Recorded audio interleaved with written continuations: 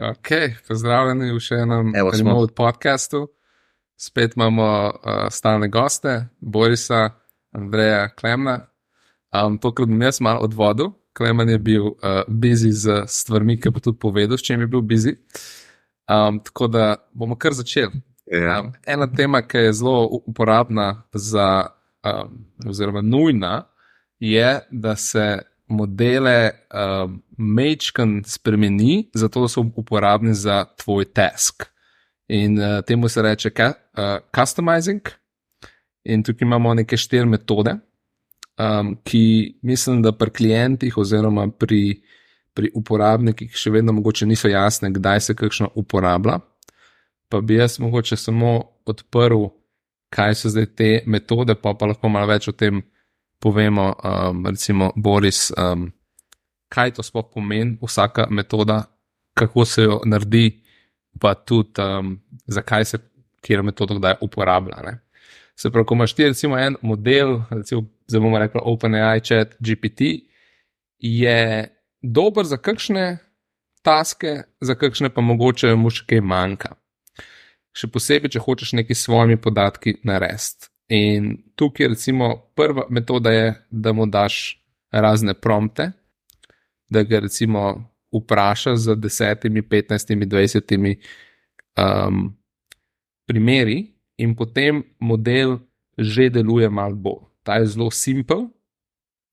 Druga, malo bolj taka obsežna, je, da se mu doda kontekst.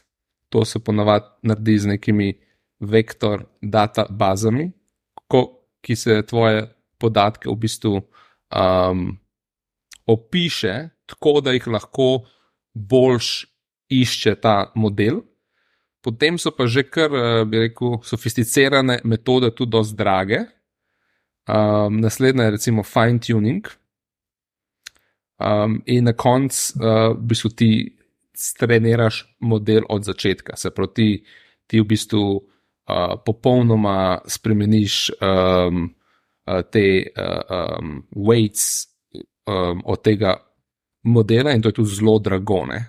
Zato potem rabiš GPUs in v bistvu vsaka stane $40,000, tako da to so pol milijonski stroški. Ne? In seveda narediti model od začetka svoja. Ne? In zdaj, če gremo od kompleksitija, od najnižjega prompt engineering, zakaj se uporablja in kako se to v bistvu naredi, kaj to sploh je, recimo Boris, da bi tukaj zakril. Ja, mislim, v bistvu pri prompt engineeringu mogoče bi tako treba povedati, ne, da te modeli seveda imajo to svoje kontekstno okno, kjer je noter pač neko besedilo in oni v bistvu potem iz tega izhodiščnega besedila potem naprej generirajo tekst, kar pomeni, da s tem začetnim besedilom, ki ga damo noter, v bistvu modelu nekako namignemo, bi lahko tudi rekel, Jaša, čeprav si ti kontekst uporabil pol za naslednjo točko, ampak tudi v bistvu ta prompt, ki ga noter napišemo, postavi modelu nekakšen kontekst, ki vpliva potem na to, kako se bo pač nadaljevanje do konca odvilo. Ne.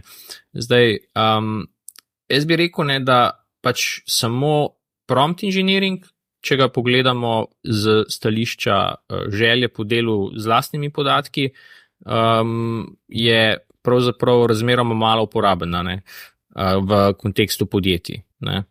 To pač jaz vidim pač mogoče bolj za kakšno zasebno uporabo, ne, ko tako nekdo na hitrico rabi kaj napisati z pač uporabo teh modelov, ne, ali pa recimo, da potem pač malo vpliva na to, kako pač je samo to besedilo naprej generirano, ne, kakšen je slog in podobne stvari. Ne.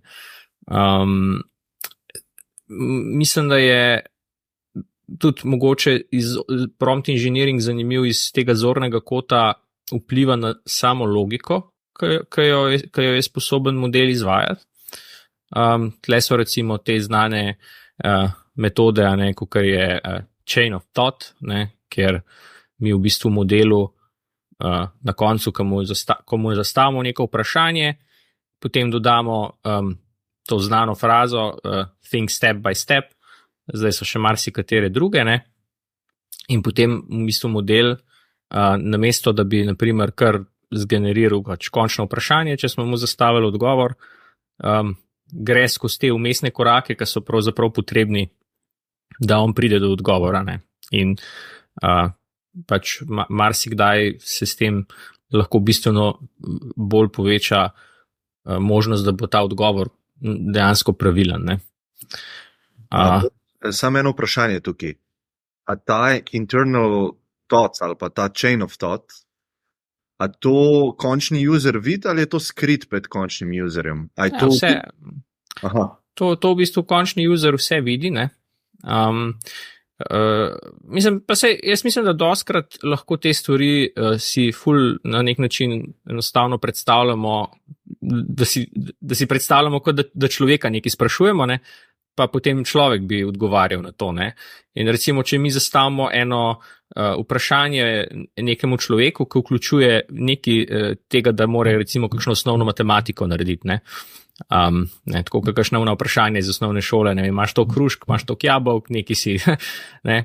Zdaj, če pričakujemo, ne, da bo pol ta oseba samo izstrelila odgovora, ne, tako, pač samo povedala, ne vem, številko, če smo spraševali po nekem vprašanju, kjer je odgovor številka, pač, ne, morajo ljudje vse nekako sami pri sebi držati v glavi, in pač se hitro zmotijo oziroma zmotimo, ne. Zdaj, če pa nekdo gre, ne, pa lepo pa gre po korakih, ne, pa dela sklepe, če smo imeli toliko tega, pa smo potem naredili to, imamo zdaj toliko manj tega, ne, naprimer, bo verjetnost, da bo oseba prišla do pravilnega odgovora večja, ne. In pač zelo podoben princip velja pri teh jezikovnih modelih, ne. Je pa recimo tle ena težava, ne, pri temule chain of thought ali pristopu, da še vedno, ne, recimo, ne, da model začne nizati te korake, ki jih mora narediti, pa naredi prvi korak pravilno, drugi korak pravilno, tretji korak je pa napačen, ne. In zdaj, ko se zgodi enkrat ta napaka, potem bodo vsi naslednji koraki napačni in ker je to v bistvu nevronska mreža, ki se ne more vrniti nazaj, ne, ki lahko v bistvu ne samo dodaja tekst, pravzaprav nima možnosti več te napake popraviti, ne. Tako da potem, čim se v enem koraku napaka zgodi, bo tudi končen rezultat napačen, ne. Da so pa zdaj začeli delati tudi kakšne druge metode, recimo namesto chain of thought, tree of thought,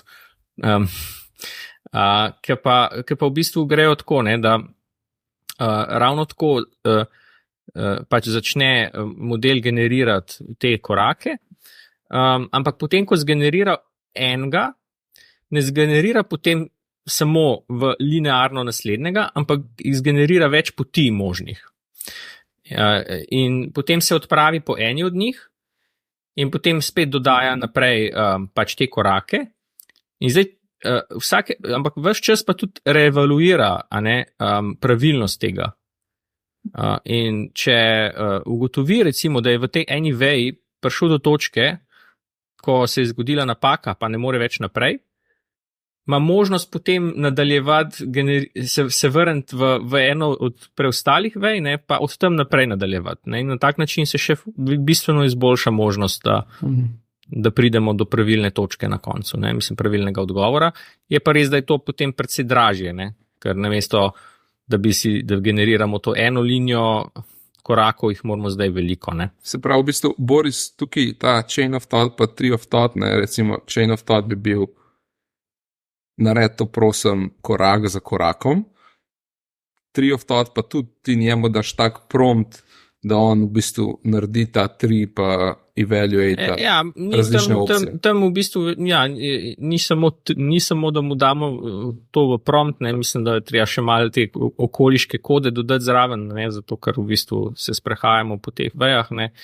Ampak vseeno, no, pač tako je, tle pač to rešimo, ne, da se ima nevronska mreža na nek način možnost tudi vrniti nazaj, ne. Ampak dobro, mogoče boljš, da se prestavimo zdaj na ta del, kjer si rekel Jaša, ne, dodajamo kontekst. V bistvu temu se zdaj pogosto reče tudi, v angleščini vsaj, retrieval augmented generation. Ne. Zdaj, kaj to pomeni? Ne? To pomeni, da v bistvu združimo information retrieval, torej nek zajem informacij, z generiranjem. Zdaj, kako potem ta zadeva izgleda v praksi? Recimo, ne, če mi postavimo neko začetno vprašanje modelu in ne, če bi odgovor na to vprašanje v bistvu zahteval dostop do nekih internih preverjenih informacij, potem mi lahko ta vprašanje vložimo zdaj v tako imenovan semantični prostor, kar pomeni, da uporabimo te tako imenovane modele embeddingov, vložitev, ne, da preslikamo to uporabnikovo vprašanje v ta prostor. Ne. Kar pomeni, da iz teksta, ki ga je napisal uporabnik, v bistvu dobimo nek vektor, ki si ga lahko pač predstavljamo kot neko točko v prostoru. Ne. Ko pa enkrat to imamo, pa v bistvu gremo lahko pogledati, ne, čez naše vire, čez neke dokumente recimo v podjetjih in tudi te vire preslikamo na podoben način, kot smo prej naredili z uporabnikovim vprašanjem in ravno tako, namesto da bi imeli neke kose tekstov, ne, dobimo eno goro teh vektorčkov v tem prostoru in potem, ko to imamo, ne, na eni in na drugi strani, lahko pogledamo, kateri od teh vektorčkov na strani virov so dovolj blizu vektorčkov, ki pripada uporabnikovemu vprašanju. In v bistvu, ker v tem prostoru velja, da so tiste točke bliže skupaj, ki so si vsebinsko podobne, dobimo v bistvu nekak indeksacijo, ne, katere so tiste informacije v naših internih virih, ki bi nam lahko prišle prav, da v bistvu odgovorimo na to vprašanje, ki ga je uporabnik zastavil. In potem, ko to je... Pa si lahko recimo tako predstavljamo, da sam model se tukaj tudi ne spreminja, se pravi, vsa seveda arhitektura pa tudi parametri ostanejo isti, ampak model ima pot, da gre najprej v bistvu dobi kontekst, kako so te vektori povezani, se pravi od vprašanja in od podatkov, in potem tukaj naredi nek search reduction že in potem uporab svoje metode tako kot prej, da bi se da odgovor. Ja, tle je zelo pomembno to, ne, da v bistvu model kot tak, njegove uteži se absolutno ne spremenijo nič. Ne. Ni nobenega razloga, da bi se. Tako da, zato jaz mislim, da je najbolj to razumeti kot dva ločena sistema. Ne. Pač en sistem je, da na podlagi nekega vprašanja poiščemo vire, ki lahko pomagajo na to vprašanje odgovoriti. To je prvi korak. Drugi korak je, da potem, ko enkrat imamo te vire, jih vstavimo noter skupaj z vprašanjem v to kontekstno okno modela, torej v njegov prompt, in potem model, ko v bistvu nadaljuje tekst, on želi odgovoriti na vprašanje in seveda uporabi te vire, ki so bili v bistvu navedeni v samem promptu, ker pač to, kar ima model v promptu, je modelu najlažje dosegljivo. Ne. Ena taka analogija, ki jo jaz včasih uporabljam, je, ne, da model sam, njegove uteži, je podobna zadeva, kot je mogoče pri človeku dolgoročni spomin. Ne. In tako, kot pri ljudeh dolgoročni spomin ni ravno popolnoma zanesljiv, tudi to, kar model odgovarja z uporabo zgolj svojih uteži, ni povsem zanesljivo. Ne. In potem, tako kot si ljudje včasih izmislijo, če ne vejo čisto dobro, kako je treba odgovoriti na vprašanje, isto delajo te modeli. Pa govorimo o halucinacijah. Po drugi strani tudi, ko rabimo mi uporabiti našo domišljijo, da si spomnimo kaj, kar bi rekli novega ali pa kreativnega, nam v bistvu to, da si lahko spomnimo nekaj, kar pač ni res še ali pa ni bilo res v preteklosti, je koristna lastnost. In isto je to pri teh modelih. To, da lahko halucinirajo nekatere stvari, je slabo, če jih sprašujemo nekaj, kar zahteva faktičen odgovor, je pa lahko dobro, če zahtevamo potencialno neko obliko kreativnosti. Ne. Ampak skratka, ne, pač pri temu principu res Retrieval Augmented Generation model ostane isti in to sem hotel reči. Ne. To, kar je pa v promptu, kar je v kontekstnem oknu, to je pa kratkoročni spomin. Ne. To je pa tako, kot da delamo eno nalogo in medtem, ko jo delamo, moramo vedeti, kaj delamo. Ne. In to nam je v kratkoročnem spominu in tle je bistveno manjša verjetnost potem, da bi nekaj, kar imamo zelo v kratkoročnem spominu, da bi se recimo glede tega zmotili ali pa da pozabili ali karkoli. In podobno je s temi modeli. To, kar je noter v kontekstnem oknu, je veliko večja zanesljivost, da bodo potem modeli lahko pravilno uporabili, ko bodo generirali odgovor. Ne? Se pravi, tak tip, če jaz prav razumem, tak tip izboljšave modela za še nekim tem sistemom retrievala je recimo super uporaben, če se gre za neke tvoje podatke, ki jih samo hočeš na boljši način izvleči z vprašanjem. Recimo, če imaš dokumente, milijon dokumentov v raznih sistemih, je to v bistvu čist dobra metoda. Ja, jaz bi celo tako rekel, ne, da v veliki večini primerov je to edina metoda, ki jo podjetja rabijo. Veliki večini. In tle je tudi trenutno največji potencial za realizacijo neke vrednosti v podjetjih s temi modeli. Tako, sej lahko, ko bomo šli na fine tuning, malo več o tem povemo, ampak to je v bistvu, kolikor jaz vidim, Retrieval Augmented Generation je še vedno razmeroma slabo razumljeno, in tudi še vedno premalo uporabljeno, ker, tako kot si rekel Jaša, pač za iskanje recimo odgovorov na vprašanja z uporabo nekih internih pravilnikov ali pa drugih dokumentov je pač to super zadeva, ampak je pa lahko še veliko več kot to. Recimo, če mi generiramo nek nov dokument, pa bi radi, da je recimo napisan v slogu določenih naših preteklih dokumentov, ali pa da uporablja ene stvari, recimo, ki smo jih mi že premislili. Recimo en čist konkreten primer, nekdo odgovarja na vprašanja, ki jih potrebuje odgovoriti za potrebe nekega razpisa, na katerega se prijavlja. Pač tle en kup informacij, ki jih je mogel že v preteklih prijavah navesti. In recimo z uporabo te metode lahko se zelo enostavno poiščejo relevantne informacije in se tudi ta vprašanja oblikujejo z uporabo teh informacij, pa še v ta pravem slogu in tako naprej. Ali pa recimo, če gremo na generiranje kode, recimo za generiranje kode je tudi Retrieval Augmented Generation izredno uporaben. Recimo tukaj smo mi pač tudi naredili en interni produkt, zelo zanimiv kot coding assistant, kjer če pogledamo zdaj večino teh asistentov za pisanje kode, ki so na trgu, kot je recimo GitHub Copilot, ali pa tudi kakšni pač te odprti modeli, to so večinoma asistenti, ki so bili naučeni na javno dostopni kodi in pač tudi potem te kodo, ki jo generirajo, ne bo nujno uporabljala naših internih knjižnic.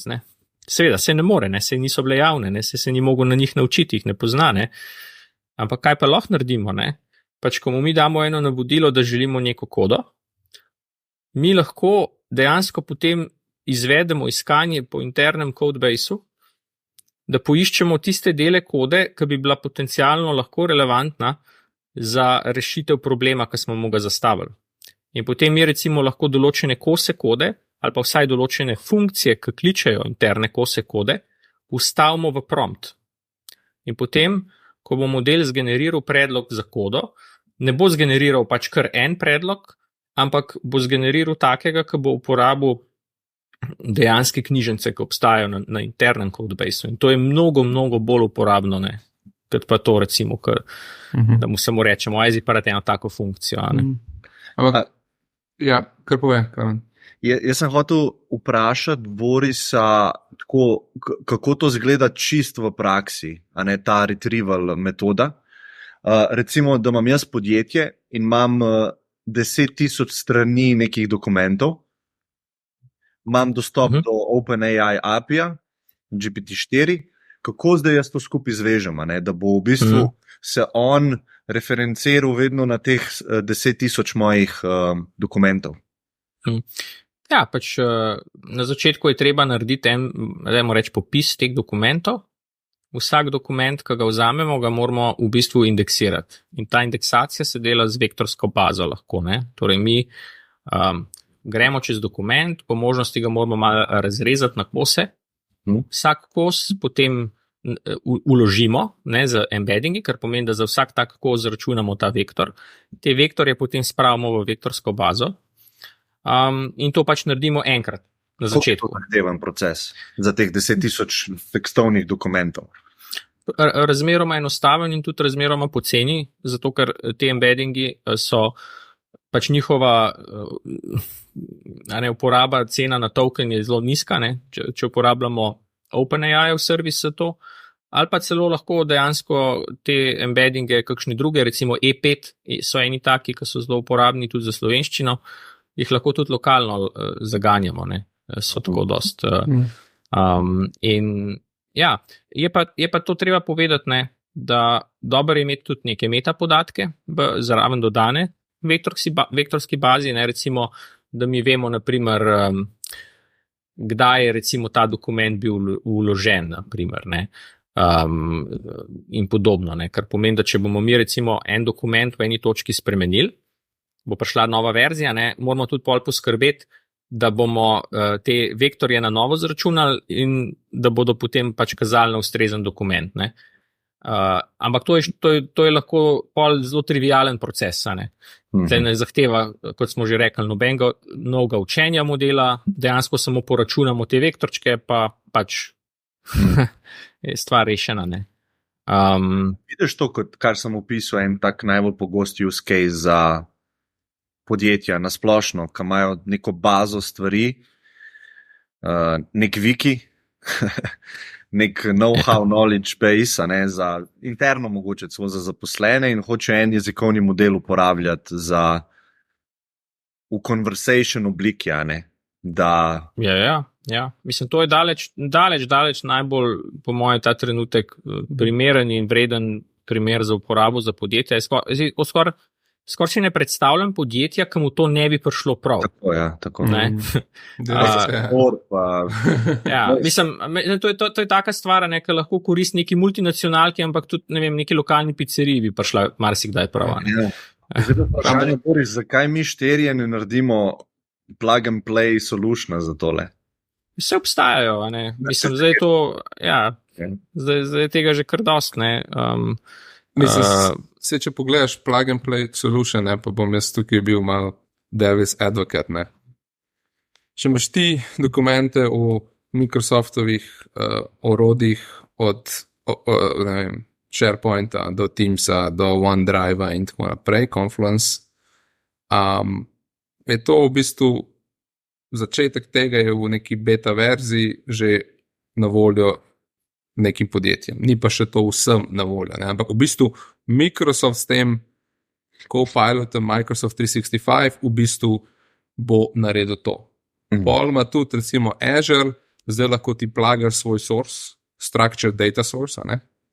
In v bistvu imaš chat, ki ti išče po teh podatkih. Se pravi, oni v bistvu, če imaš ti načeloma vse podatke v Microsoftu, je to deloma že itak narejen za tebe. Če pa hočeš customizati, pa neke specifične stvari še delam tukaj noter, pa mogoče ni, ne? Ja, mislim, dajmo mogoče reči zdaj kakšno še v tema, ne, kaj bi lahko pomenil ta customization v tem primeru, ne. Zdaj, jaz sem razložil najbolj osnoven primer tega information retrieval augmented generation, ne, če tako rečemo, ne.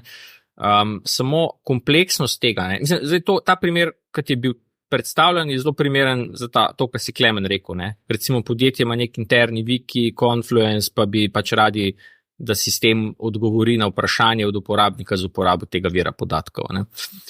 Ampak kompleksnost, a ne, tega, na kakšne vrste podatkov vse lahko pri odgovoru uporabiti, je pa, jaz bi rekel, skoraj brezmejna, ne? Ker te modeli, mislim, kaj recimo, če zastavimo vprašanje, ki zahteva recimo vpogled v eno bazo, recimo SQL, kjer je noter pač ta podatek, ki ga rabimo. Torej, odgovor ni na voljo v tekstu, ki smo ga nekje napisali, ampak je na voljo kot neka številka v nekem polju, v neki bazi. Ne, tudi to se da narediti, ne? Ker te modeli so zdaj sposobni recimo zgenerirati query, ki se potem pošlje na bazo, dobi nazaj odgovor in potem uporabi ta odgovor pri generiranju odgovora na vprašanje. Ne? Tudi recimo, kaj se lahko zgodi, ne? Zdaj, tisti, ki smo prej opisovali, tako kot da imajo podjetja samo eno goro, en kup stvari, ne? In potem tja odmečajo vse te datoteke in zadeva potem pač z uporabo vektorske baze proba najti koščke, ki bi bili relevantni. Samo v praksi, sploh pri večjih podjetjih to ne zgleda tako in tudi nima nobenega smisla, da bi tako bilo, ne? Ampak je treba potem malo razdeliti verjetno te kupčke, ne? Pa reči, ne vem, to so pa mogoče od pravnega departmenta dokumenti, ne? To so pa, ne vem, od customer relationship departmenta dokumenti, ne? No, ampak recimo, če pa pride na začetku vprašanje od uporabnika, potem mi bomo v bistvu najprej mogli narediti triažo, zdaj, v katerega od tistih kupčkov bomo ta vprašanje poslali. Ne? Ali pa moramo narediti triažo v smislu, a je to vprašanje, ki ga lahko odgovorimo samo pač, da pogledamo v en kup teksta, ali je to v resnici vprašanje, ki zahteva, da zgeneriramo še 5 queryjev, ki se pošljajo na baze, pa potem, ko bomo dobili odgovore od baz, šele sestavimo naš končni odgovor. Tako da, zato bom rekel, to je tisti tipičen primer, ko zadeva je izredno enostavna za začeti uporabljati na osnovnem primeru, ampak za to, da narediš pol na koncu nekaj, kar je pa tako produkcijsko, pa izkorišča vse podatke, je pa v bistvu lahko tako precej zahteven projekt, ta trenutek še vedno. Se pravi, v bistvu, kaj ti govoriš, je, da če bi mi rekli, da mi hočemo vse podatke, ki ima firma dostop, pa še ne vem, vse podatke na internetu za nek odgovor na vprašanja, je pol ta v bistvu ta vektorizacija oziroma placement vektorja v ta embedding prostor so v bistvu dela na več nivojih. Se pravi, imaš neke kupčke, pol prvo pogledaš od teh 15 kupčkov, te 3 bi bili relevantni, dajmo samo te pogledati. Ne? Ni v bistvu homogeno, da je vse nek mali vektor in je vse kar isto v bistvu. Ne? Ni. Mislim, okay. Tudi recimo jaz sem zdaj omenil SQL baze, ne? Ampak pač baze so tudi vseh različnih oblik, ne? Lahko bi bila pa tudi graf baza od zadaj, ne? Ki bi neke relationshipe med entitetami v podjetju podajala. Ne? In pa teoretično bi mogli v bistvu mi narediti, ne vem, 3 queryje na SQL, 2 vpogleda v različne kupčke tekstov, pa še en vpogled v vektorsko, v graf bazo, in potem, ko bi dobili vse te odgovore nazaj, bi jih zatlačili v prompt in na koncu bi model z uporabo tega podal odgovor. Tako da, in pač, zdaj spet tako dostkrat vidim, podjetja začnejo eksperimentirati za ta prvo točko. Ne? Pač imajo tam en kupček dokumentov. Ne? In kaj se zgodi? Ko delajo proof of concept, pač to na hitrico sprobajo in so vsi veseli. Wow, super, koliko je to fajn, le kako zgenerira ta odgovor, pa še res je, ne? Na podlagi. Ne? Ampak ko grejo pa v prakso, pa v bistvu ugotovijo, da pač rabijo še druge vire podatkov, ne? To pa potem, kar tak visok preskok je, v to, da se pa zdaj ukvarjajo z vsem tem, ne? Ampak mogoče sam tako, da omenim, imamo zdaj ta knjižnico Lama Index, ne? To je recimo trenutno daleč najboljša knjižnica, po mojih izkušnjah, za podporo temu, ne? In tam je veliko teh stvari, ki jih zdaj omenjam, pravzaprav že v sami knjižnici implementirano, ne? Tako da, če se nekdo posveti, pa gre pač vsaj to knjižnico pogledat, bo kar naenkrat lahko kup enih teh dodatnih metod za vpoglede v podatke uporabljal, ne. Tako da je kar v redu je tale knjižnica, no. Tako. Pa še ena stvar tukaj, ki je zelo pomembna za firme, je, da je atribucija vira. Ja. Zato, da v bistvu včasih rabaš dati ver, včasih hočeš biti prepričan, včasih v bistvu pogledaš v ver za še več nekega konteksta, recimo, ne? In ta atribucija verov, če imaš samo navaden model, brez tega ustavljanja konteksta, je praktično zelo težka, ne? Kako se naredi ta atribucija vera, da potem recimo, če jaz imam nek odgovor, oziroma neko vprašanje, pa recimo, da smo samo na dokumentih in mi da odgovor in odgovor je sestavljen iz, 15 dokumentov, a se da narediti, da jaz v bistvu vidim, kjer del je dubu iz česa, nekako. Ja, precejšnji meri, ja, ne.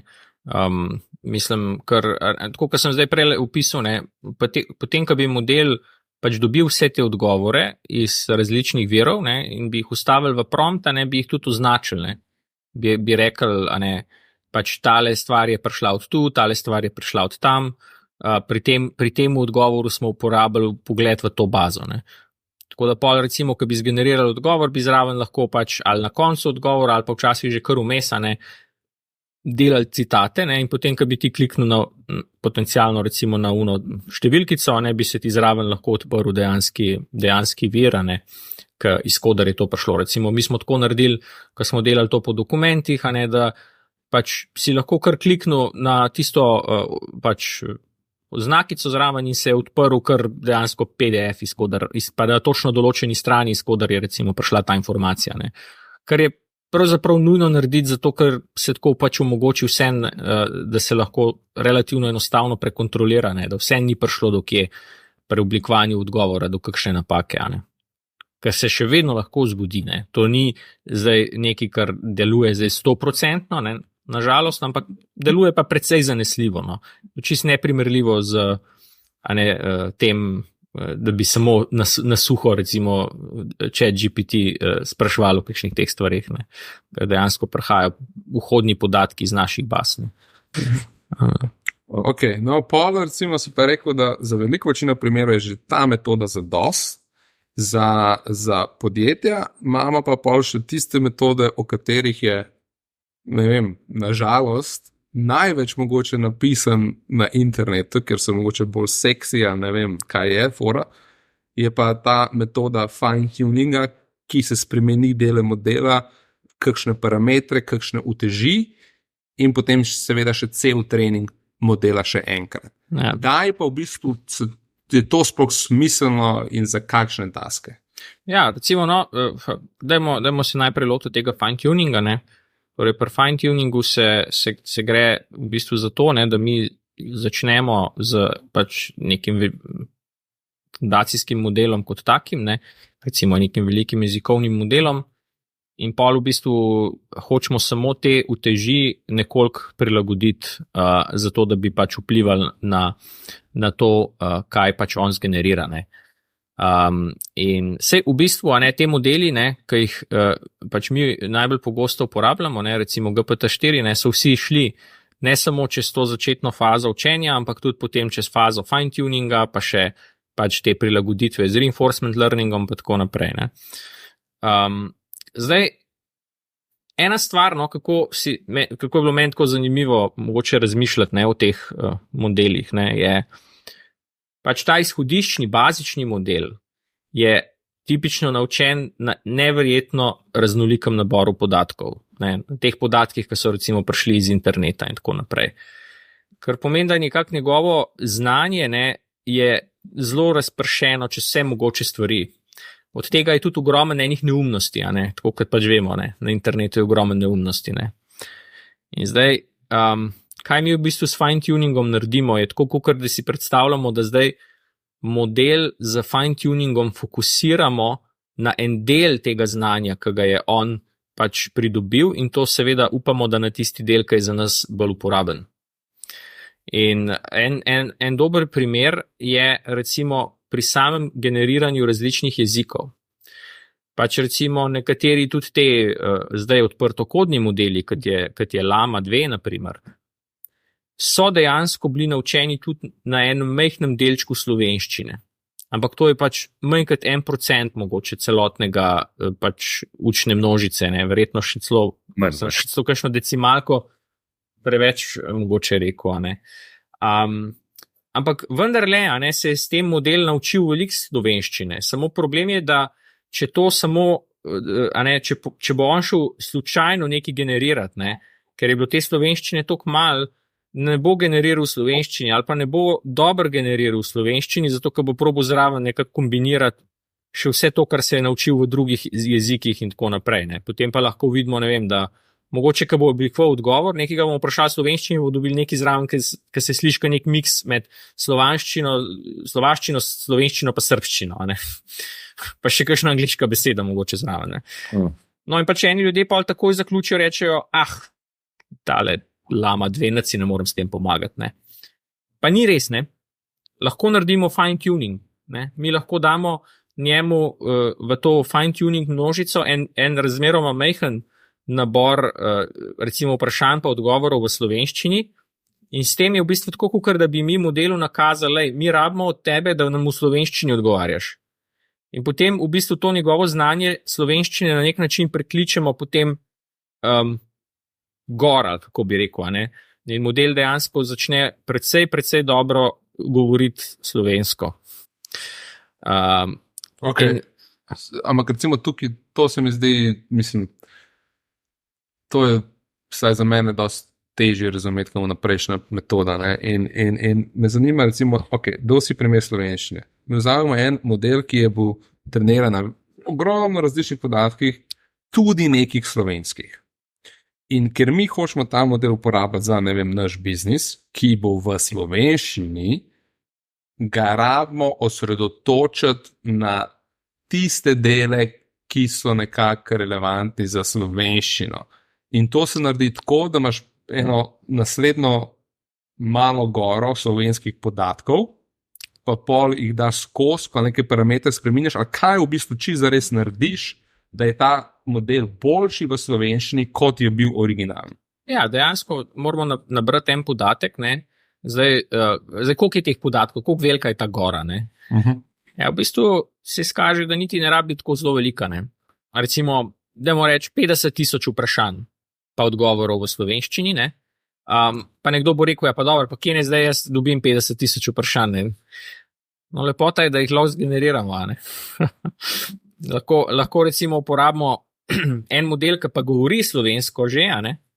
Pa mu rečemo, ne, da naj prevede vprašanja pa odgovore iz angleščine, iz enega od teh standardiziranih datasetov v slovenščino, ker spet bom rekel, ni neki zelo drago, ne, pač, ne. Stane neki, ne, ampak le bolj govorimo ranga nekaj 100 evrov, ne, kukor pa neki 10,000 evrov, ne. In dejansko, ne, tudi ta fine tuning, prej si Jaša rekel, da je to kar draga stvar, ne. Na srečo ne več. Ta stvar je v resnici zdaj ratala zelo pocen. Zdaj, zakaj pa ratala zelo pocen? Ker so prišle ven tako imenovane PEFT metode, Performance Efficient Fine Tuning. In zdaj, kaj te metode naredijo? Ne? V bistvu naredijo to, da v preteklosti, ko smo delali fine tuning, smo vzeli vse uteži modela in smo vse uteži probali spreminjati, zato da smo dosegli to, kar sem prej omenil, recimo, da je neka lastnost prišla na površje. Ne? No, pač teh PEFT metodah, ne, kot je recimo en primer take PEFT metode, je tako imenovana LoRa. Pa v bistvu mi samo en majhen odstotek vseh uteži dejansko spremenimo, ampak je to že se izkaže dovolj, da reproduciramo večino tega rezultata, ki smo ga prej dosegli tako, da smo vse uteži spreminjali. In tle govorimo o res, bom rekel, neverjetnih prihrankih, ne, v količini računanja, v količini podatkov, ki jih potrebujemo, ne. In tudi, ne, pač to so stvari, tle govorimo nekaj ur, ne, računanja recimo na mogoče parih malo bolj močnih grafičnih karticah, ne. Mislim, to je nekaj tako, kar se siguren, mislim, to lahko znotraj enega dneva narediš, ne. Pač, in te stane, ne vem, par sto evrov, ne. To lahko vsako podjetje naredi, če želi, ne. Ja, jaz bi spet šel malo v prakso, ne? Pa bi sam preveril, če prav razumem. Ne? Jaz kot podjetje vzamem Llama 2, recimo open source model. In ta je zdaj pod licenco, ki omogoča komercialno uporabo, ne, kar je fajn. Okay. Vzamem ta model, pa rečem, jaz bi to rad fine-tunil na slovenščino, tako kot smo rekli, je naš primer. Vzamem GPT 3,5 ali pa 4, pa prevedem to, kar si rekel, 50,000 vprašanj in odgovorov, in potem to streniram to Llamo 2 interno na svojih grafičnih karticah, ali kako? Ja, no, mislim, to je zdaj pač odvisno od podjetja. Ne? Zdaj, jaz bi rekel, če ima podjetje že svoje podatke v Azureu, ne bodo pač verjetno uporabljali kar tam računske kapacitete, ampak lahko imajo pa tudi kdo svoje ali pa jih pač najde kje drugje, ker zdaj ena stvar, ki bi bila skoraj vredna omembe, je, da zdaj v teh časih te kapacitete ni tako enostavno dobiti. V bistvu je hecen, ker doskrat sploh ne rabimo veliko, da delamo te fine-tuninge, ampak še tisto malo, kar rabimo, je včasih težko dobiti, tudi od teh velikih cloud ponudnikov, zato ker je pač tako popraševanje trenutno potem. In včasih se pol izkaže, da je treba kar enih veliko različnih mailov poslati, da se zmeniš za te kapacitete in tako naprej. Pa je smešno, ker v resnici sam na koncu je tu strošek par 100 evrov, ampak če nimaš dostopa do kapacitete, ti pa nič ne pomaga. Ampak kjer odstotek uteži oziroma teh parametrov spreminjaš, je tudi znanje, ki ga firma rab, ali so neke te metode že opisane, da je to dosti straightforward? To je straightforward, če vzameš pač določeno knjižnico, ki zna to delati. Se pravi, to v bistvu sploh ni odvisno, zakaj ga customizaš. Te metode so isto, ali hočeš, da dela bolj v slovenščini, ali hočeš, da... Ja, jaz mislim, da ta slovenščina je res dober primer v tem smislu, da pač ti hočeš nekaj spremeniti v modelu, ker bo vplival na vsak odgovor, ki ga on zgenerira. In tudi hočeš spremeniti nekaj, kar je vsem toliko fundamentalno, da mu ne moreš samo s tem, da mu daš 2 primera v prompt to povedati. Ker jezik ima vsem toliko nijansi, vsem toliko kompleksna stvar, da dejansko se splača narediti fine-tuning. Ker recimo, če bi se šlo sam za to, da mu rečeš, da naj v bolj pogovornem ali pa v bolj profesionalnem slogu govori, za tako stvar bi bilo dovolj, da mu napišeš en stavek v prompt, pa bo verjetno razumel, kaj mora narediti. Lahko jaz nekaj vprašam, Boris, specifičnega. Recimo, da imamo nek primer use case-a, pa bom zelo konkreten. Se pravi, predstavljaj si zdaj slovensko maturo, iz predmeta slovenščina. Mi imamo tam nek korpus podatkov, knjig, ki so vključene v to maturo gimnazijsko. In zdaj ti želiš, da ta model igra vlogo na ustnem izpitu in učenca sprašuje v bistvu o teh stvareh iz teh knjig. Zdaj, kjer metodo bi za ta use case uporabil? Ta drugo, ki smo govorili, ali ta fine-tuning? Dajmo reči, če imaš ti na voljo že model, ki govori slovensko, recimo da GPT-4, potem boš čist dovolj z vnaprejšnjo metodo, ti boš naredil embeddinge, recimo teh pač knjig, rekel mu boš, lahko tudi, da pač na podlagi te vsebine generira primerna vprašanja in tako naprej.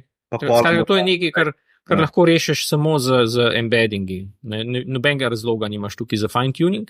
Bi pa recimo mogel delati fine-tuning, če ne bi imel dostopa do enega modela, ki bi slovensko govoril. Recimo iz nekega razloga ne bi mogel uporabljati GPT-4, bi pač uporabil en drug model, ki pa ne bi znal slovensko ali pa bi ga slabo znal, pa bi ga hotel nekako naučiti, oziroma ne moreš ga naučiti. Bolj bi jaz temu rekel, da to znanje, ki ga že ima, s fine-tuningom prikličeš bolj v spredje. Tako. Ok, hvala. Tako da, recimo, eno pogosto vprašanje, ki ga dobim, ali pa bi temu rekel mogoče napačno razumevanje, je, da imajo tako, dosti je v podjetjih ta občutek, tisti, ki malo bolj razumejo, ampak ne pa še tako prav zelo, ne. Da če hočejo narediti model, ki bo prilagojen na njihovo profesionalno domeno, ne, da je nujno treba narediti fine tuning. Ne. Ja. In ni nujno, ne, zato ker pač, če imajo oni dobre vire internih podatkov, potem pač lahko enostavno model uporablja pač te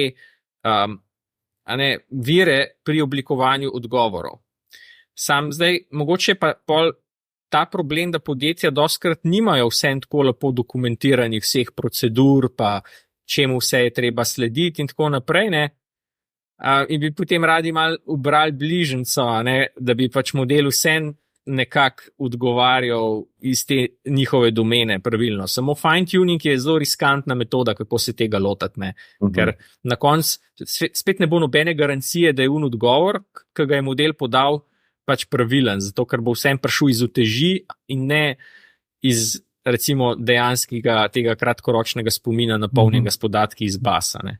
Razen če source vedno Ja, ampak le sem jih rekel, ne, imaš problem, recimo kakšna manjša podjetja ali pa malo bolj dizorganizirana, ne, pač ne bodo imela teh internih virov tako lepo strukturiranih, pa ne bo vse v Wikih pa Confluencih popisani, a ne, in pač model ne bo mogel odkot dobiti teh informacij, a ne.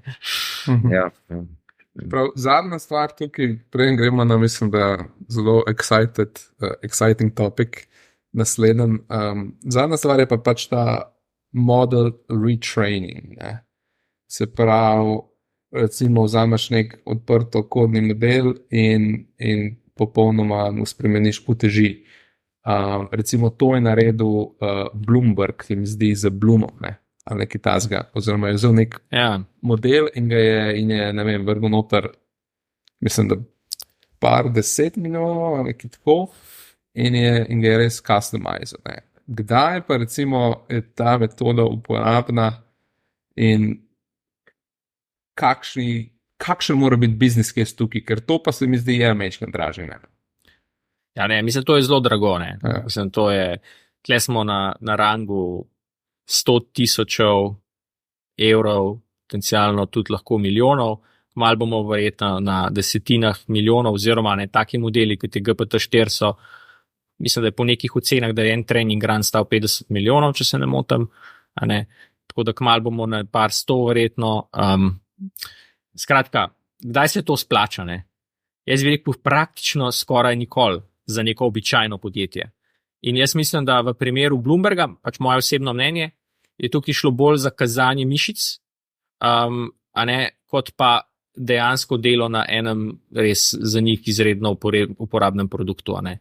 Pač ker dejstvo je, ne, podjetja vsem, ki so zelo velika, ne, to, da vržejo recimo 100,000 evrov v nek tak trening, ki jim prinese recimo dosti publicitete pozitivne, mogoče ni tako slaba investicija, ne, konec koncev, ne. Včasih, no, pa gremo tako pogledati, ne, kje pa so recimo primeri, ko pa je to ima vrednost, ne. Jaz bi rekel predvsem takrat, ko ima podjetje res na voljo eno goro internih podatkov, mislim res tako ogromno goro, in so zelo, zelo zaskrbljeni nad potencialnimi problemi povezani z avtorskimi pravicami. Torej, da bi njih to res bolelo, a ne, da bi pri generiranju odgovorov kakorkoli prihajali do kakšnih potencialnih konfliktov na tem področju. Ker če oni uporabijo samo svoje podatke, za katere so 100% prepričani, da imajo za njih vse pravice, potem se pač dejansko v celoti izognejo z gotovostjo temu problemu in pač to je lahko za podjetja določena, zelo vredno, in se mogoče splača investirati 300, 400, 500 tisoč evrov, zato da se to naredi. Tako da recimo ena podjetja so zdaj, ki pač prav kot del svojega poslovnega modela ponujajo tako storitev, recimo eno od bolj znanih ta trenutek je Stability AI. Oni prav targetirajo ne vem, različna velika podjetja, mogoče, ne vem, ali povezana z recimo kakšnimi filmskimi studiji ali pa vladami, ali ne, tako, pač neke velike sisteme, ki bi želeli podobno kot je to naredil OpenAI, dejansko na svojih podatkih natrenira tak model. Ampak kot rečeno, to je izredno malo podjetij na svetu, ki se jim dejansko to splača ta trenutek delati. Tako da za eno, tipično, naprimer, slovensko podjetje je razmišljati o tem, po moje, da bi šli nek tak svoj model iz ničle trenirati, precej neuporabno. Ampak to, da ti treniraš iz ničle, mislim, Bloombergov koncept je ta, da oni so en model, ki je že bil na voljo vzeli in so ga retrainali. Druga možnost je pa, da dejansko začneš neko tudi svojo arhitekturo oziroma neko del arhitekturo vzamaš od enih modelov, ampak ne kompletno enega modela celega. Ne. Se pravi, ta iz ničle je lahko še iz -2. Recimo. Ja, lahko ne, ampak se pravi, jaz bi rekel, pač to postane najbolj zanimiv, če si podjetje, ki bi rado na trgu mogoče konkuriralo Microsoftu pa OpenAI, rezal si, 600 milijonov in pač si se lotil tega.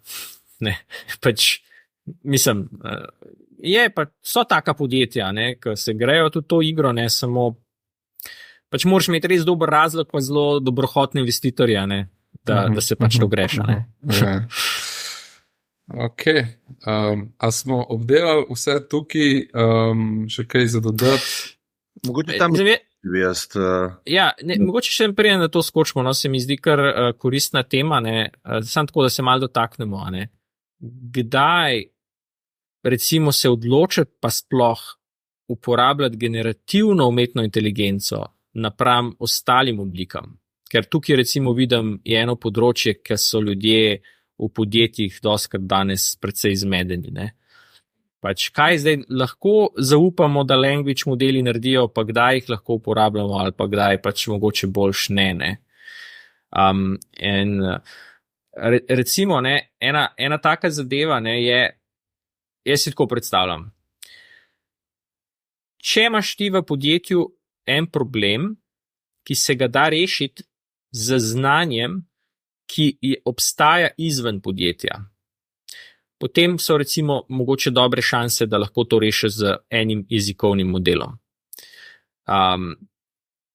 Če pa ti imaš problem, ki je v bistvu povezan s podatki, ki so tako edinstveni tvojemu podjetju, da v bistvu nikjer drugje na svetu ni čist takih podatkov, pa ne moreš upati na to, da ti bo to rešil model, ki je bil naučen na javno dostopnih. Zdaj, dajmo dati konkreten primer. Recimo, če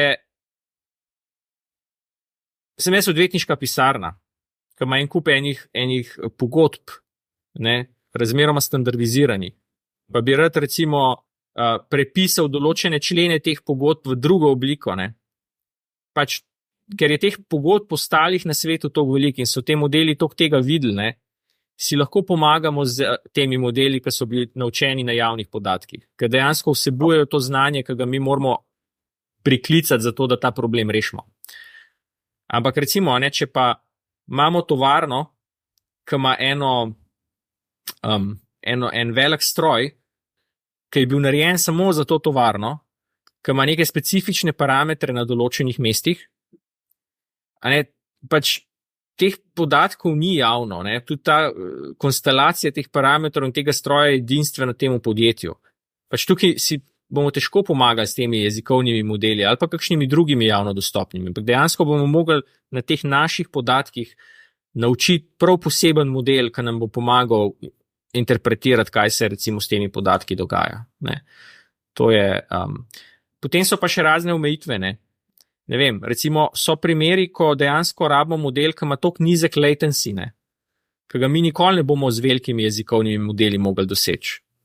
Recimo lahko imamo primer, ki moramo narediti, 1000 predikcij na sekundo. Pač to bo šlo skozi samo z nekim manjšim pač specifičnim problemom, modelom.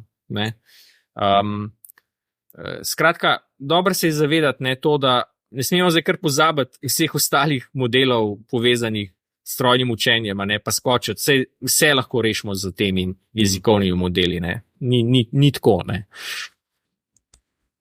Ampak ta fear ali pa strah, ki ga imajo podjetja, je zdaj dajem naše podatke nekomu, ki pač mu moram zaupati, oziroma to je nek risk in tako naprej. Ne. Recimo, to je tudi ena stvar, ki ga rekel, takoj pride na vrh že debat. Ne.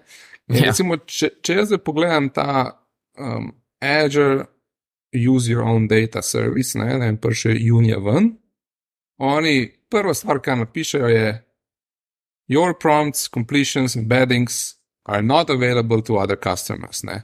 Niso dostopne OpenAI-u. OpenAI ne uporablja za izboljšavanje modelov. Microsoft in tretje osebe nimajo dostopa do tega in tako naprej in tako naprej. Se pravi, tukaj potem tega nekega rizika ni, ali je v bistvu še vedno je to samo nek statement, pa ti ne veš v bistvu, kaj je zdaj tukaj fora. Mislim, jaz bi rekel, da pač je stvar vprašanja tega, v kakšni meri zaupamo kakšnemu od teh ponudnikov, da bodo ravnali skladno za to svojo politiko, tako kot so jo zastavili. Ne. Pač jaz ta trenutek sem najbolj presenečen, ko vidim, da imamo podjetje, ki ima že vse svoje podatke na Azure-ju. Čisto vse podatke so tja gor dali. Ne? Potem se pa sprašujejo, če lahko zdaj zaupajo OpenAI servisu, ki teče znotraj Azure-ja. Mislim, pač vse so vaši podatki že tam. Zakaj ne bi pač s tem servisom kakšno dodatno vrednost realizirali s tem? Pač kot rečeno, Microsoft ne deli teh podatkov za OpenAI-em, ne uporablja teh podatkov za kakšen nov trening modelov. Tako da tle res mislim, da škoda, ker je veliko tega nerazumevanja. Ne. Po drugi strani, tudi sam OpenAI ima v terms of service, da v bistvu vsi klici, ki jih so narejeni na njihov API, torej ne ChatGPT, ampak pač ta API servis, ki ga ponujajo, te podatki se ne uporabljajo za retrening modelov. Tako da, če bi slučajno jih uporabili, to sam pomeni, da oni sami bi lagali in ne bi ravnali skladno z svojimi pravilniki uporabe. Tako da v bistvu, tle se mi zdi, nasploh, kar se te tehnologije tiče, da je še vedno nekako popularno opozarjati na vse, kar lahko gre z njo narobe. Pa tudi stvari, ljudje opozarjajo, da gre lahko nekaj narobe, ker tudi ne more iti narobe. Ampak je pač to popularna tema. Ne. Ampak seveda, da opozoriš, kaj lahko gre narobe, če je pač resno, je to bolj tako, da v bistvu daš parametre razvoja te aplikacije svoje interne, da pol to ne gre narobe. Se pravi, da bolj razvijaš. Se pravi, to je že ok, ampak ljudje, kaj je problem? Problem je, da tisti ljudje, ki to opozarjajo v firmah, recimo v firmah, imaš compliance, imaš security, že navaden API traffic, pa ne vem, nek ta svoj special network, ki ga mora uporabljati in tako naprej. Že tukaj absolutno so ljudje zelo velikrat, ki ne razumejo tehničnih stvari in konstantno neki trobijo, da se pol vse 6 mesecev zaustavi. Ne? In tukaj pri tem AI-ju je pa mogoče še krat 5 ta rizik. Se strinjam, to je tudi moja izkušnja. Ne. Je pa res, da se stvari spreminjajo, ne, in to kar hitro. Ne. Tako da. Ok, gremo na naslednjo temo. Mislim, da smo to zelo dobro, kar na široko obdelali te 4 metode. Se mi zdi ena bolj pomembnih stvari. Zdaj pa mislim, da excited del. In bom dal besedo. Ne bomo McKinsey, dosti tega vsega. Okay. Ne bomo konkurentov podpirali. Ne, se kecam malo, ampak Andrej, dam te besedo, lahko rečeš, kar hočeš, jaz pa upam, da boš povedal o tem, kar se mi zdi the best, kar delaš zdaj trenutno, oziroma isto tudi Klemen je included. Ja, to dela skupaj s Klemom, ja. Pismo, ne vem, če bi povedal, stari. Klemen, kdaj bo to objavljen?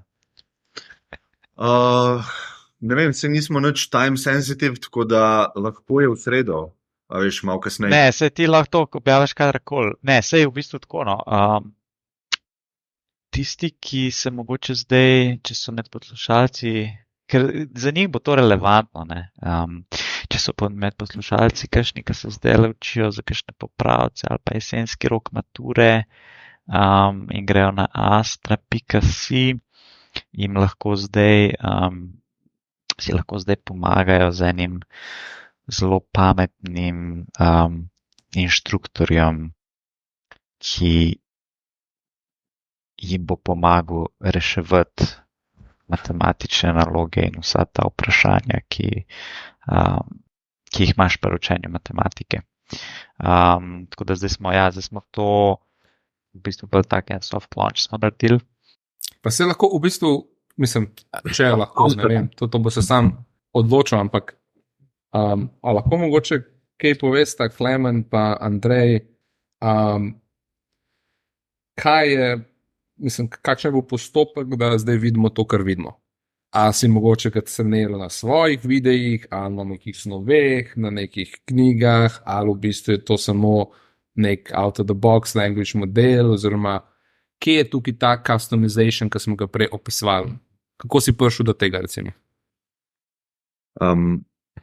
Ja, mogoče lahko jaz, ker sem bil full vključen v ta proces developmenta, ne. Zdaj, kako smo mi sploh štartali, je, da sem odprl GPT-4 na ChatGPT produktu in sem začel probavati, ne, se učiti matematične koncepte v slovenščini, ne.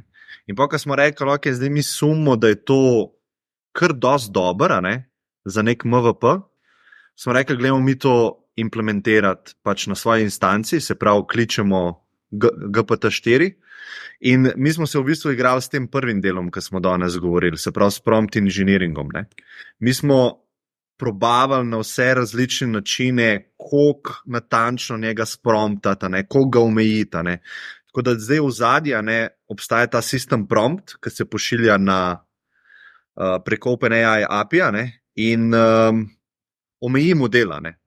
Se pravi, omeji na slovenščino, omeji ga, da ne daje celih postopkov, celih odgovorov, da se prilagaja na stopnjo znanja, ki jo čuti od userja, ne. In pa še to, da lahko kliče Wolfram Alpha in pa da uporablja ta matematični language, ne. Se pravi, to je zdaj zelo na hitro, kako ta stvar je sestavljena, pa kako deluje. Jaz bi imel en predlog, no, ker mislim, da bi kar ene par stvari verjetno vam rešil oziroma olajšal, ne. Recimo, ne, ker smo prej imeli ta primer, ne, s hitrostjo pa odvodi pa tako naprej, ne. Lahko bi tako naredili, ne, da njemu date, ko dobi on eno vprašanje v neki temi, ne, bi mu dal, da on najprej samo poda definicijo teh pojmov, in ta definicija bi bila zelo verjetno prava, ne sploh, ker gre za zelo uveljavljene pojme, ki so v modelu zelo dobro znani, ne. Potem pa ko bi bile te definicije narejene, pa bi v bistvu mu rekel, no, zdaj pa v bistvu te definicije prevedi v jezik, kot da bi 5-letniku razlagal. Ker s tem se, po moje, če je dvokoračno, mogoče bi sicer nekoliko počasneje delovali, ampak verjetnost, da boste pa dobili pravi rezultat, bo pa po moje bistveno večja. Pa to je še vedno prompt engineering, ne rabite delati v pogledu. Ja, sem zasledil na internetu ta izraz, ki mu rečejo internal thoughts. Za modele. Sprav, to sem te itak hotel kontaktirati privatno, da bi te malo vprašal. Ker mi smo zdaj pač naredili nek MVP, damo ven, zdaj v bistvu smo soft launchali, malo bomo spremljali, kaj se dogaja z userji, koliko tokenov se porabi, malo delamo intervjuje, ne. In zdaj pač next korake oziroma roadmap so sigurno te stvari in ena od teh stvari je to, kar si omenil, Borisa, ne. V bistvu bi rabili mi nekoga, da bi nam razložil, kako to dejansko v ozadju deluje. Se pravi, da ima on interne misli, preden odgovori userju. Se pravi, on sebi odgovori, potem pa iz tega odgovora še enkrat sestav odgovor. To je po mojem kar prava smer za to rešiti. Ne. Ta druga stvar je pa tako, ne, za razmislek za naprej. Ne. Recimo, jaz imam občutek, ne, da matematiko pisati noter za tipkovnico je kar težko. Ne. Mislim, kako ste rekli, lateha ne rabe znati, ne, ampak je še vedno tako naporno, recimo, a ne, če to človek primerja z tema, ne, da bi samo na list papirja, recimo, kakšne te stvari pisal. Ne.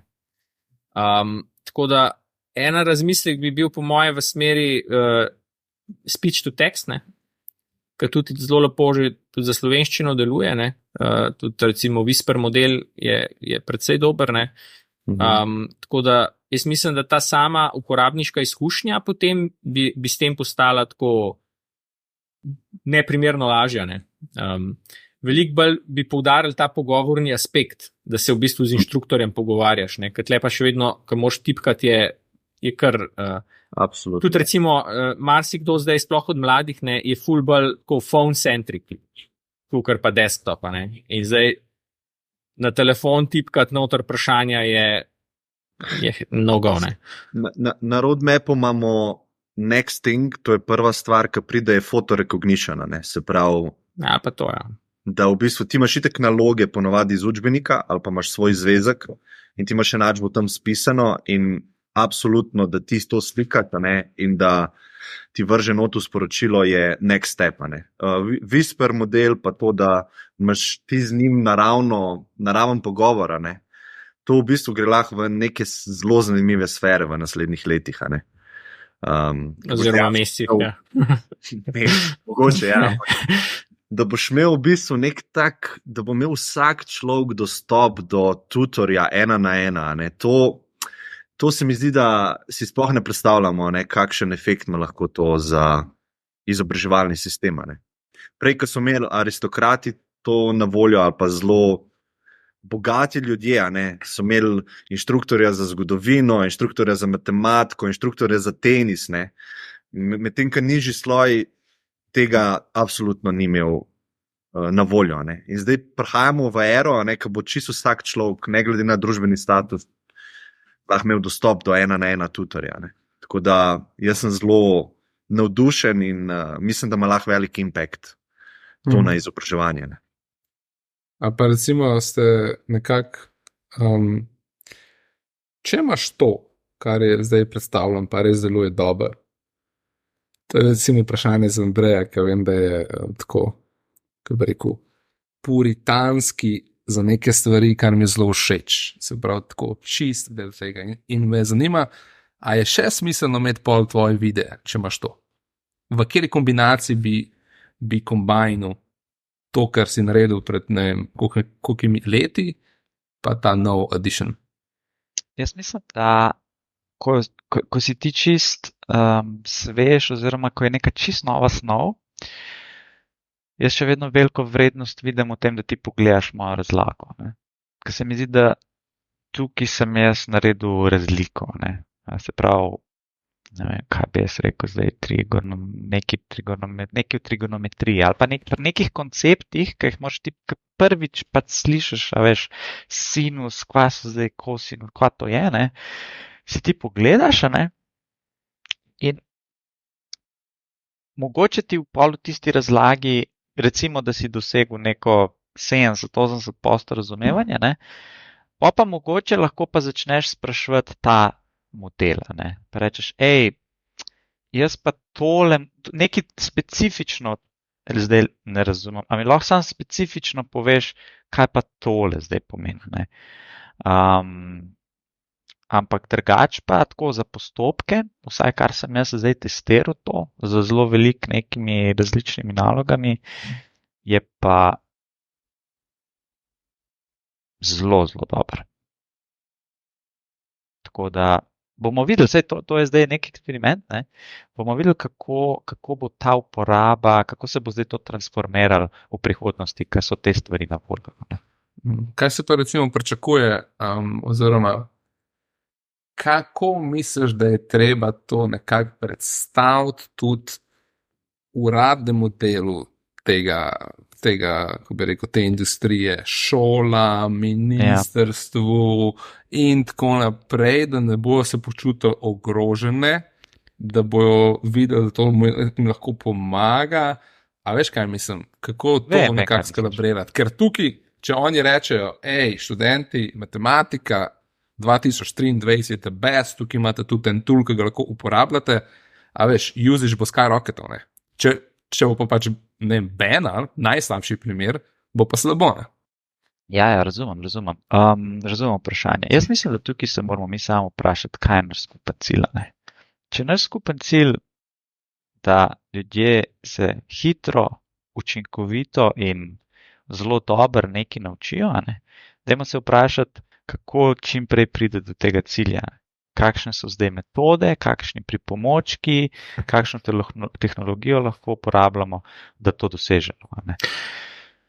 Boris, še nekaj hotel dodati. Ja, mislim, jaz veliko recimo razmišljam o tem, konceptu, kako se ljudje nove stvari učijo, In ena stvar, ki sem jaz videl, recimo vsaj na področju računalništva, strojnega učenja in podobno, je, da tista prav preskoka, ko ljudje začnejo res hiter napredovati, se tipično vedno zgodi takrat, ko začnejo stvari uporabljati. Pač dokler sedijo, pa samo gledajo recimo videe o strojnem učenju, je napredek izredno počasen, da ne rečem, da lahko dobijo en tak skoraj nek misconception in pol, ko se prvič soočijo hands-on z nečim, tako vidijo, da so v bistvu problemi čist drugačni kot to, kar so pričakovali. Pač, ne vem, oni so poslušali tam razlago o algoritmih, potem je pa treba Git začeti uporabljati, ki ga pa v videih ni nič kaj dosti omenijo, ali pa sploh ne. In zdaj pa vidim, recimo, kakšni ljudje, ki pa zdaj le skočijo noter z glavo naprej, v te metode, recimo imaš nekoga, ki sploh nikoli ni programiral, nikoli.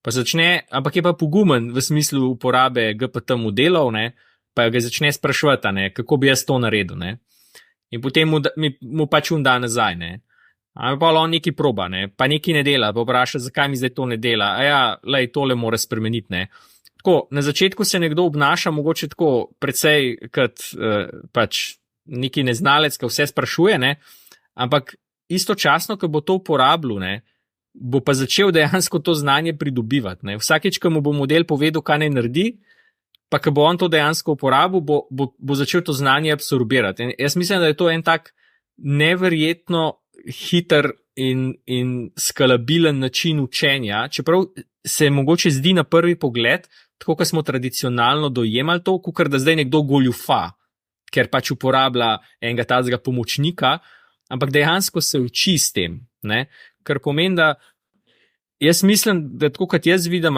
prihodnost izobraževalnega sistema je, da bo pač mogoče bistveno večji premik se zgodil v učenje, ki bo potekalo za dejansko uporabo stvari, V smislu tudi, ko nekdo govori o odvodih, naprimer, Zdaj, tako tipično prideš ko se srečaš s tem konceptom, se ti to razlaga na najbolj osnovnih primerih, In potem je dosti ljudi, ki nikoli ne gre en korak naprej, če bodo dobili malo bolj zapleteno funkcijo, pa ne bodo znali tega več narediti.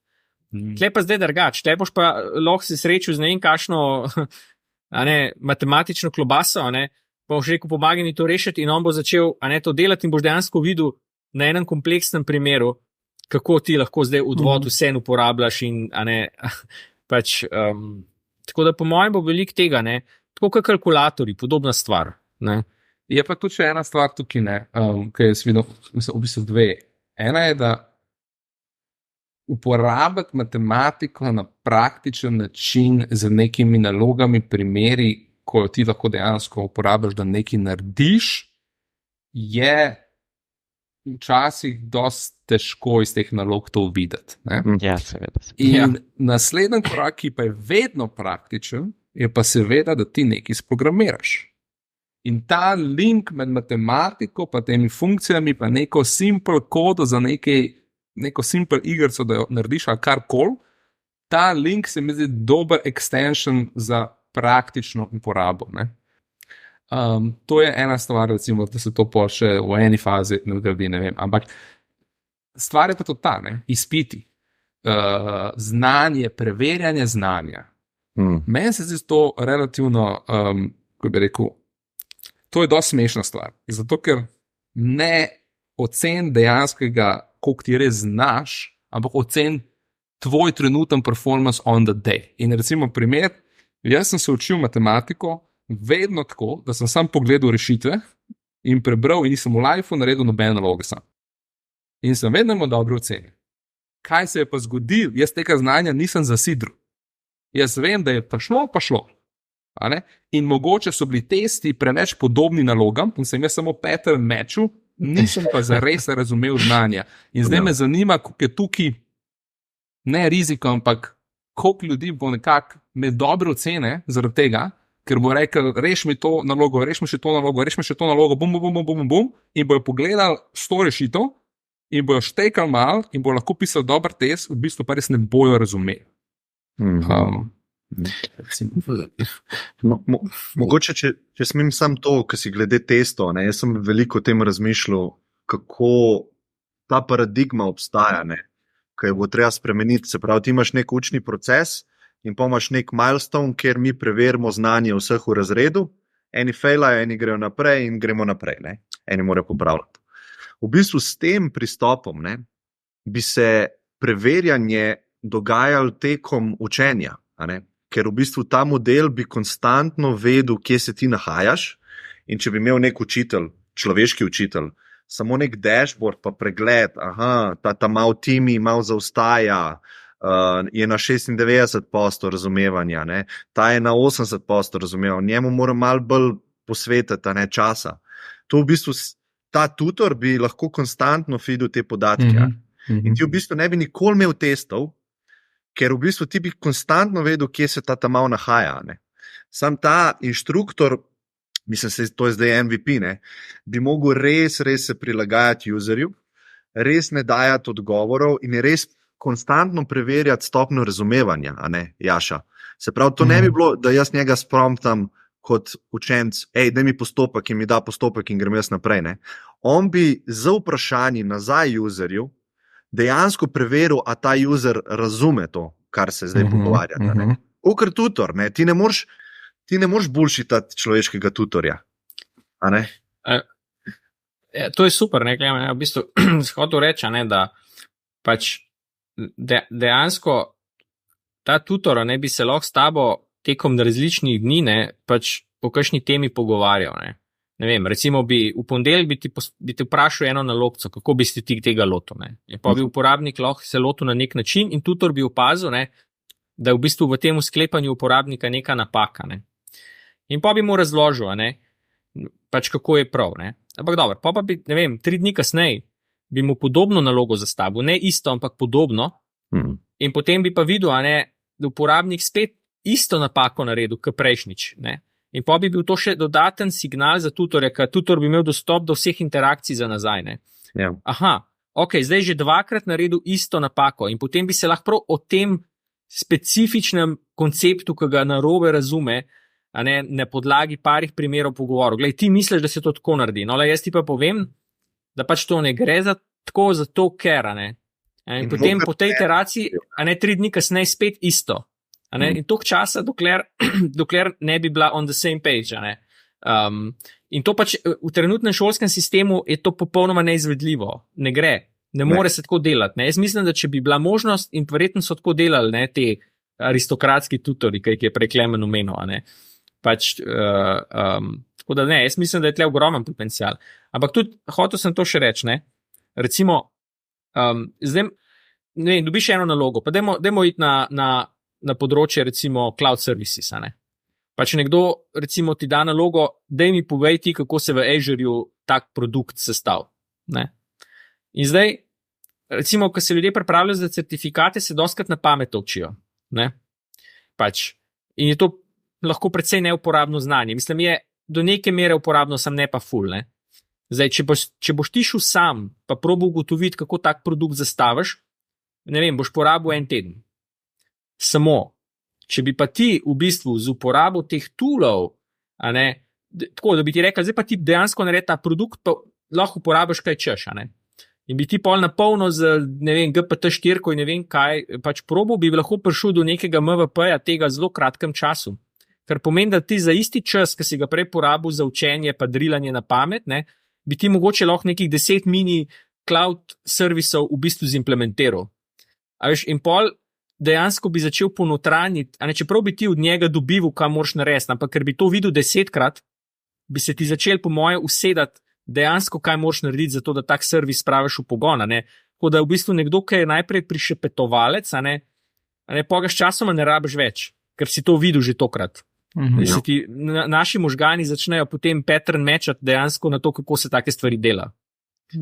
Tako, to je moj vtis, no, da bo po mojem šel tudi izobraževalni sistem, če se bo smiselno odzval, da bo tako pogledal. Ne. Zdaj smo bili odvisni samo od tega, kaj so ljudje sami naredili in so lahko prišli ljudje do tle. Ampak zdaj z vsemi temi tooli lahko postavimo ful bolj ambiciozne cilje. Ne. Ja. In pač se boš pač prek tega učil, da boš v bistvu dobil bistveno težjo nalogo, samo hkrati ti bodo pa te tooli ful pomagali, da jo boš lahko rešil. Ne. Se strinjam. Se mogoče bo ta podcast, mislim na splošno, tudi prihodne epizode, nek tak behind the scenes, kaj bomo delali na tem produktu, a ne, mogoče vsake par mesecev malo pokažemo, a ne. Roadmap približen imamo, ampak ja, rabimo pa tudi support, a ne. Mogoče to ne posluša glih ta target audience, a veš, Andrej, ker pač se pogovarjamo o AI-ju, pa tudi malo bolj zahtevne stvari, ampak Mogoče njihovi starši. Ja, starši ali pa nekdo, ki podpira pa spremlja ta prot. Ja. Da od tega bo tudi odvisen, ne, nadaljnji razvoj, bi rekel jaz.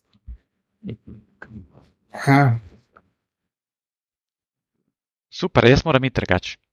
Tako, Andrej, the best, Klemen, the best, super, da smo to mečkan obdelali.